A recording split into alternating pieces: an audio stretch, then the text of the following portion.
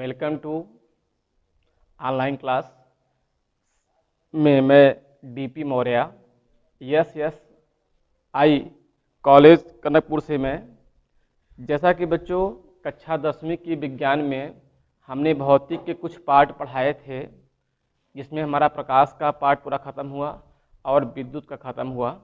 उसी के एक फर्स्ट पार्ट के हम रसायन विज्ञान के बारे में बताते हैं।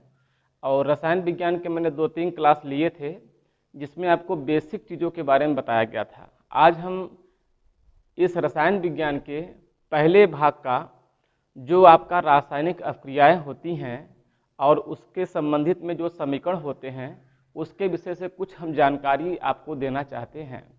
जैसा कि बच्चों आप सभी जानते हैं कि इस जीवन में ऐसी कई घटनाएं आपको समक्ष देखने को प्राप्त होती हैं और आपको ये जानकारी हो या ना हो कि वहाँ पे कौन सी क्रिया हो रही है। जैसे कि हम लोग नॉर्मल रूप से देखते हैं कि जल का बर्फ में परिवर्तन होना और बर्फ का पानी में परिवर्तन होना, या हम लोग कहते हैं बर्फ का जो जल में परिवर्तन होता है, यह भी एक प्रकार की रासायनिक क्रिया ही है कि नहीं है। लेकिन यहाँ पर यह क्रियाएं हमारे 2 प्रकार की आपको समक्ष में देखने को प्राप्त होंगी। एक क्रिया ये होती है जिसमें हमारा भौतिक परिवर्तन होता है, और एक बेटा हमारा होता है रासायनिक परिवर्तन के रूप में देखते हैं। ठीक, तो यहाँ पे आपको हम जो रासायनिक अभिक्रिया है उसकी हम डिफिनेशन देना चाहेंगे आपको, कि वह प्रक्रिया जिनमें नए गुणों के साथ एक नए पदार्थ बनते हैं, उसे हम लोग रासायनिक पदार्थ के रूप में जानते हैं। जैसे आप लोग जानते हैं बच्चों, दूध का दही में परिवर्तन होना, यह एक कैसी परिवर्तन है? यह एक रासायनिक परिवर्तन है ना बेटा। अच्छा, जिसे हम लोग कहते हैं कि जल का बर्फ में परिवर्तन होना, यह कौन सा परिवर्तन है? तो यह बेटा हमारा भौतिक परिवर्तन है। और भौतिक परिवर्तन और रासायनिक परिवर्तन में एक विशेष अंतर यह होता है कि जब किसी पदार्थ का निर्माण, किसी पदार्थ से किसी दूसरे पदार्थ का निर्माण हो, लेकिन दूसरे पदार्थ से पुनः पहले वाले पदार्थ का अगर निर्माण नहीं होता है, तो ऐसी अभिक्रिया को हम लोग क्या कहते हैं? रासायनिक परिवर्तन। और भौतिक परिवर्तन क्या होता है? जो पहले पदार्थ से दूसरा पदार्थ बने और दूसरे पदार्थ से हमारा पहला पदार्थ अगर पुनः प्राप्त होता है, तो इसे हम लोग भौतिक परिवर्तन कहते हैं। जैसे दूध का दही बनना हुआ, तो इस क्रिया को हम लोग क्या कहेंगे? तो इसे हम लोग कहते हैं क्या बेटा? रासायनिक परिवर्तन। क्योंकि दूध से दही तो बन गया, लेकिन पुनः दही से दूध नहीं बन सकता, अतः इसकी क्रिया को हम लोग क्या कहेंगे? कि रासायनिक परिवर्तन है। हम लोग कहते हैं जल से बर्फ हमारा बन जाएगा और बर्फ से पुनः जल बन जाता है, तो यहाँ पे क्या है? उत्क्रमणीय प्रक्रिया हो रही है। तो जिन क्रियाओं में उत्क्रमणीय शब्द का जहाँ पे उपयोग होता है, वहाँ पे हम लोग कह सकते हैं कि यहाँ पे भौतिक परिवर्तन हमारे दिखाई दे रहे हैं। हम लोग कहते हैं लोहे में जंग का लगना, ये बहुत बार पूछता है कि लोहे में जंग का लगना ये किस प्रकार का परिवर्तन होता है? तो हम लोग कहते हैं कि लोहे का जंग में परिवर्तन होना, तो इसे हम लोग कहते हैं रासायनिक परिवर्तन। क्योंकि जिस लोहे में आपका जंग एक बार पूरी तरह से लग जाएगा, पुनः आप उस लोहे को नहीं प्राप्त कर सकते हैं, अतः यह एक बेटा रासायनिक परिवर्तन है। तो इसी के आधार पर हम लोग जो भी आपके जीवन में, जैसे हम लोग कहते हैं श्वास का लेना, श्वसन प्रक्रिया में भी देखते हैं हम लोग कि हम लोग ऑक्सीजन को लेते हैं और कार्बन डाइऑक्साइड को छोड़ते हैं। यहाँ भी कौन सी परिवर्तन है? रासायनिक परिवर्तन है कि भौतिक परिवर्तन है? इसके बारे में हम लोग आगे तक हम बात करेंगे। और भी देखिए, इसे हम लोग ये देखते हैं कि भोजन पकाना होता है, तो भोजन पकाने की भी क्रिया क्या है? यह एक रासायनिक क्रियाएं हैं। तो इन रासायनिक क्रियाओं को प्रभावित करने वाले हमारे कौन कौन से कारक होंगे, किस प्रकार के सिस्टम हमारे देखने को आपको मिलेंगे, कौन कौन से अभिलक्षण होंगे, जिससे कि हम लोग रासायनिक अभिक्रियाओं के बारे में जानकारी प्राप्त करेंगे। तो आइए हम एक एग्जाम्पल आपको देना चाहेंगे कि जब रासायनिक अभिक्रिया होती क्या है। तो वह प्रक्रिया जिनमें नए गुणों के साथ नए पदार्थ बनते हैं, रासायनिक अभिक्रियाएं कहलाती हैं। मैं आपको एक एग्जाम्पल देता हूं। जैसे कि हमने लिया हाइड्रोक्लोरिक अम्ल और सोडियम हाइड्रा ऑक्साइड। अगर हम लोग हाइड्रोक्लोरिक अम्ल अर्थात HCl को सोडियम हाइड्रा ऑक्साइड के साथ में अगर अपक्रिया कराते हैं तो यहाँ पे हमारा क्या होगा, H प्लस के रूप में और Cl हमारा जो होता है माइनस के रूप में आयनीकृत होता है, और सोडियम जो है आपके प्लस के रूप में और OH हमारा माइनस के रूप में यहाँ पे हमारा आपका निकला। तो जब इनके बीच में संबंध होगा, जैसा कि हम जानते हैं प्लस प्लस में होता है प्रतिकर्षण और माइनस माइनस में भी होता है हमारा प्रतिकर्षण, और प्लस माइनस में जो होगा आकर्षण होता है। तो बच्चों यह ध्यान रखना कि हाइड्रोक्लोरिक अम्ल में जो प्लस मूलक आयन होगा वह इसके माइनस मूलक के साथ क्रिया कर लेगा, और जो इस वाले में इसका माइनस मूलक होगा वह हमारे प्लस मूलक के साथ में क्रिया कर लेगा, और यहाँ पे हमारा निर्माण होगा NaCl प्लस H2O। तो आप देखिए बच्चों, हमारे डिफिनीशन का यहाँ पे एक अर्थ हुआ कि वह प्रक्रिया जिनके साथ में हम नए पदार्थ, मतलब जिनके साथ में हम कुछ ऐसी क्रियाएं कराएं और एक नए प्रकार का पदार्थ हमारा प्राप्त होता है, तो वहाँ पे हम लोग क्या कहते हैं कि यह एक रासायनिक अपक्रिया हो रही है। देखिए हाइड्रोक्लोरिक अम्ल जो है बेटा यह एक अम्ल है, और हमारा सोडियम हाइड्रा ऑक्साइड यह एक क्षार है, लेकिन जो बनने वाला हमारा पदार्थ हुआ आपका सोडियम क्लोराइड एक लवण हुआ, और यह हमारा बेटा आपका जल है। तो आपने देखा कि दो भिन्न भिन्न पदार्थों को जब आपस में मैंने क्रिया कराया तो हमारा दो भिन्न भिन्न पदार्थ हमको प्राप्त हो रहे हैं, अर्थात इसी क्रिया को हम लोग कहते हैं रासायनिक अभिक्रिया। तो इस ध्यान देना बेटो कि इस रासायनिक अभिक्रिया में हमारे दो मुख्य हमारे कारक होते हैं, एक होता है अभिकारक, एक हमारा होता है उत्पाद। याद रखना बेटा, जो जो पदार्थ आपस में क्रिया करते हैं उसे हम लोग बोलते हैं अभिकारक, और उन अभिकारकों के सापेक्ष जिस पदार्थ का निर्माण होता है उसी पदार्थ को हम लोग बोलते हैं उत्पाद। दिमाग में रखिएगा बच्चों कि जब हमारे एक या एक से अधिक अभिकारक, ध्यान देना बेटा, इधर वाले को हम लोग जो एरो होता है, एरो के दाहिने ओर के जो भी हमारे होंगे पदार्थ उन्हें अभिकारक के रूप में जानते हैं, और जो एरो के उस तरफ अर्थात दाहिनी ओर होते हैं उसे हम लोग उत्पाद के रूप में जानते हैं। तो यही हमारे कहने का तात्पर्य यह है कि रासायनिक क्रियाओं में जब एक या एक से अधिक पदार्थों का क्रिया आपस में करते हैं तो उस अवस्था में जो नए प्रकार के हमारे पदार्थ प्राप्त होते हैं, तो उस अवस्था में हम कहेंगे कि यह एक हमारी रासायनिक अभिक्रिया है। ठीक, ऐसे बहुत सारे हमारे एग्जाम्पल आपके समक्ष आपको देखने को मिलेंगे और हम उसको आपको बताएंगे। तो आइए हम अगले हेडिंग की बात करते हैं कि रासायनिक अभिक्रियाओं के ऐसे कौन कौन से अभिलक्षण आपको होंगे कि जो इन्हें संपन्न कराने में हमारा मुख्य भूमिका निभाते हैं। ठीक, तो आइए हम इसको देखते हैं अगली हेडिंग में। अब देखो बच्चों, जो हमारे रासायनिक अभिक्रियाओं के जो अभिलक्षण होते हैं, मतलब कहने का तात्पर्य ये होता है बच्चों कि जब कोई भी अभिकारक उत्पाद में परिवर्तन होता है तो परिवर्तन के फलस्वरूप हमारे क्या क्या रिजल्ट प्राप्त होते हैं। जैसे हमारे रिजल्ट क्या क्या मिलते हैं कि हमारा जो उत्पाद होता है वह किन किन रूपों में हमारा परिवर्तन के रूप में दिखाई देता है। नंबर एक बेटा हमारा होता है कि गैसों का निकलना, मतलब कि कुछ ऐसी रासायनिक अभिक्रियाएं होती होंगी जिनमें अभिकारक का उत्पाद में जब परिवर्तन होता है तो उस अवस्था में पहला क्या होता है, गैस का निकलना। मतलब जिन रासायनिक अभिक्रियाओं में आप यह देखेंगे कि कुछ ऐसी भी क्रियाएं होंगी जिसमें हमारा कोई गैसी क्रिया होगी। मतलब गैसी का मतलब कि अभिकारक जो हैं वो किस अवस्था में है, ठोस हैं कि द्रव हैं कि गैस है, ये मतलब नहीं है। जो हमारा उत्पाद निकलेगा कुछ ऐसी भी अभिक्रियाएं होंगी तो वहां पे गैसी उत्पाद होना, मतलब कि गैस का निकलना। नंबर दो है बेटा अवक्षेप का बनना।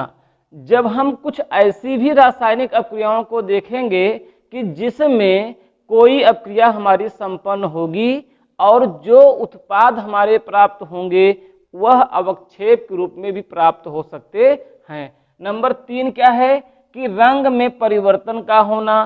कुछ ऐसे भी अभिक्रियाएं होंगी जिनमें उत्पाद के रंग में भी परिवर्तन होगा। और नंबर चार दिया है तापमान में परिवर्तन। ताप में परिवर्तन अर्थात कुछ ऐसी भी रासायनिक अभिक्रियाएं होती होंगी जिनमें उत्पाद के ताप में परिवर्तन होता है। ठीक है, और एक बेटा होती है अवस्था में परिवर्तन। तो अवस्था में परिवर्तन हमारा मतलब क्या हुआ कि उत्पाद जो है या हमारा अभिकारक, अभिकारक चाहे हमारा ठोस अवस्था में होगा, मान लीजिए कोई भी हमारा अभिकारक ठोस अवस्था में था, ठीक, और उत्पाद हमारा किस में आ गया, गैस या द्रव में, या द्रव में या गैस में आया होगा। तो ऐसी अवस्था में हम लोग कहेंगे कि जो रासायनिक अभिक्रियाओं के अभिलक्षण होते हैं, तो वहां पे यह कह रहा है कि किसी भी रासायनिक अभिक्रिया में अभिकारकों का उत्पादकों में जो रूपांतरण है, मतलब कि रूपांतरण होगा, तो किन प्रकार से होंगे, ये हमारे 5 है बेटा, कि हमारा जो भी रासायनिक अभिक्रिया होगी वह उत्पाद में जब भी परिवर्तित होगी तो यह इन्हीं 5 रूपों में हमारा उत्पाद आपको प्राप्त होगा। हमारे कहने का मतलब क्या है कि जब भी कोई रासायनिक अभिक्रिया आपकी कराई जाती है तो उस अवस्था में अभिकारक का उत्पाद में जो परिवर्तन होगा,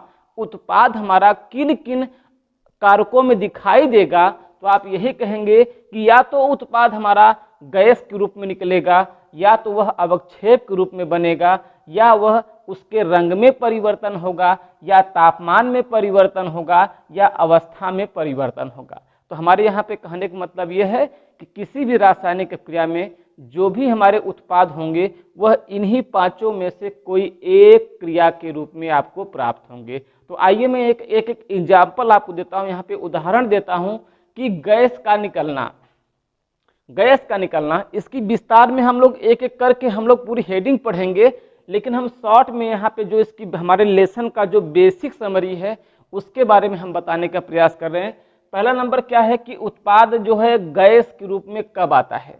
तो गैसीय रूप में बेटा ध्यान देना कि बहुत सारे रिएक्शन आपको मिलेंगे, लेकिन मैं एक आपको आगे वाले पार्ट से संबंधित एग्जाम्पल दे रहा हूँ। जैसे यह कहा जाता है कि किसी भी अम्ल को किसी भी धातु से क्रिया कराएंगे, किसी भी अम्ल को किसी भी धातु से क्रिया कराएंगे तो हमेशा जो है हमारा वहां से हाइड्रोजन गैस उत्पन्न होती है। लेकिन बच्चों यहाँ पे ये कहना गलत है कि सभी धातुओं से अम्ल क्रिया करके हाइड्रोजन गैस निकालेंगी, यह जरूरी नहीं है। हमारे अगले पाठ में आपको मिलेगा कि विद्युत रासायनिक श्रेणी, ऐसी एक श्रेणी बनाई गई है धातुओं अधातुओं को मिला करके कि जिसमें जिस पदार्थ से आप क्रिया करा रहे हो, या हम लोग कहेंगे कि अगर हमारा अम्ल से हाइड्रोजन निकल रहा है तो हाइड्रोजन हमारा उन्हीं धातुओं से क्रिया करने पर निकलेगा जो विद्युत रासायनिक श्रेणी में हाइड्रोजन से ऊपर हैं। जो धातुएं विद्युत रासायनिक श्रेणी में हाइड्रोजन से नीचे होंगी वो कभी भी धातुओं से क्रिया नहीं करेगी। याद रखिएगा बच्चों। तो हमने एक एग्जाम्पल लिया कि जब जिंक को हाइड्रोक्लोरिक अम्ल के साथ अगर क्रिया कराया जाता है तो उस अवस्था में जिंक क्लोराइड और हाइड्रोजन प्राप्त होती है। तो यह बेटा जो ये चिन्ह दिखाई दे रहा है ना, ये अगर किसी भी पदार्थ के साथ में ये वाला एरो बना होगा ऊपर की ओर, अर्थात वह गैस के रूप में निकल रहा है। बात को समझिएगा बेटा, है ना। अगर इस प्रकार का एरो बना है अर्थात वो गैस निकल रही है।